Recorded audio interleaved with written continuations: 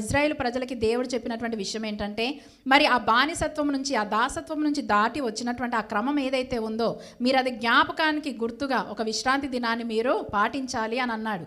ఈ రోజున దేవుడు మన నుంచి కోరుకునేది కూడా ఒకటే, ఏ విధంగా లోకంలో నుండి మనం ఏర్పాటు చేయబడ్డాము, ఏ విధంగా ఈ లోకమైన ఐగుప్తులో నుండి పాపానికి బానిసలమైనటువంటి మనల్ని దేవుడు ఏ రీతిగా పిలిచాడు, ఏ రీతిగా దేవుని యొద్దకు వచ్చాం, ఏ విధంగా మనం రక్షించబడ్డాము, ఏ హీనస్థితిలో పడినటువంటి మనల్ని దేవుడు లేవనెత్తాడు, అది ఎప్పుడు కూడా మనం మర్చిపోవడానికి వీలు లేదు.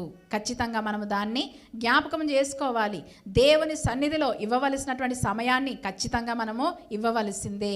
ఇది మీరు జ్ఞాపకం చేసుకోవాలి, ఇది మీరు మర్చిపోవద్దు. మీరు చూడండి, ఎందుకు దేవుడు గ్యాదరింగ్స్ అనేవి పెట్టాడు, పాత నిబంధనలో విశ్రాంతి దినం అనేది ఎందుకు పెట్టాడు, విశ్రాంతి దినమున దేవుడు చేయవలసినటువంటి పని ఏమని చెప్పాడంటే, ఆ దాసత్వాన్ని ఒకసారి మీరు జ్ఞాపకం చేసుకోండి. మీరు నిజంగా ఆలోచించండి, క్రిస్టియానిటీలో ప్రేయర్స్ లేకపోతే గనక, సండే గ్యాదరింగ్స్ లేకపోతే గనక ఉంటారా ఎవరైనా? లోకస్తులకి మనకి తేడా ఉంటుందా? ఇన్ని వాక్యాలు చెప్పి ఇన్ని రకాలుగా చెప్తేనే ఆత్మీయ జీవితాలు ఈ విధంగా ఉంటున్నాయి.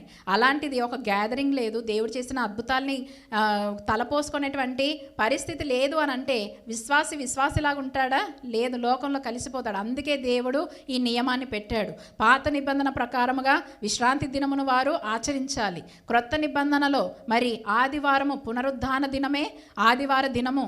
ఆ రోజునే పెంతెకొస్తు దినము నాడు, ఆదివారం దినము నాడు అపోస్తులందరూ ఒక దగ్గర కూడినప్పుడు మేడగది పైన వారి మీద బలమైనటువంటి ఆత్మ కృమ్మరించబడింది. కాబట్టి ఆదివారము సంఘముగా కూడి ఆరాధించడము, ఆదిమ సంఘము ప్రారంభించబడింది. అది వాక్య లేఖనాల ప్రకారమే జరిగింది. కాబట్టి మనం ఖచ్చితంగా ఆదివారము దేవుని సన్నిధికి సమయాన్ని కేటాయించాలి.